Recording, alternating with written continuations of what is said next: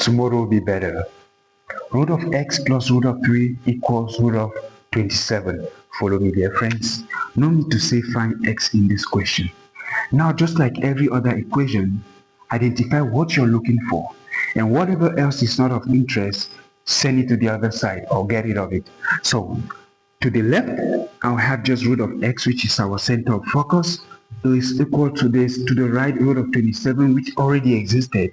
Now, when root of 3 moves to the right, it becomes negative root of 3. At this point, dear friends, it's impossible to subtract these two terms because they are unlike. They do not have the same basis. So we will go ahead to bring this to a base which is similar to this. Now, look at something here.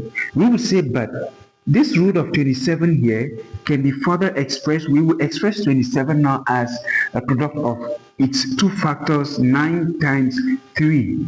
We know there's a law that says root of a b is the same as root of a times root of b. This is why these laws are important to master. So here I'm going to end up with root of 9 times root of 3.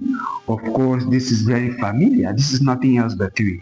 So instead of writing root of 27 again, I'm going to now write 3 root of 3 because this is a simpler version of it.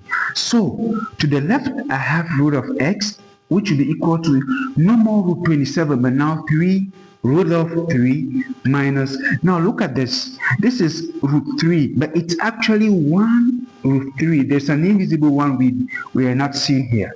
Now at this point, we can confidently subtract it because it's as though we had 3x minus 1x. Now the terms are alike, so they can be subtracted or added.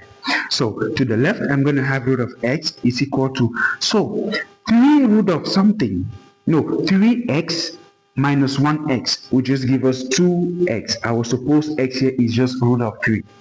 We are not done yet. We are not looking for root of x. We are looking for x. So to get x at this point, we just have to get rid of the square root sign by using the square function. So here this will go away with this, such that to the left we are left with x will be equal to, at this point we will exploit another law of indices according to which a, b, all raised to a certain power n is equal to a to the power n times b to that same power n. So we will take this square and share it to each of these numbers. So here we will have 2 squared times root of 3 all squared. Once more, this root will be cancelled by the square function. So we're left with nothing else but to the left we will have x would be equal to 2 squared is 4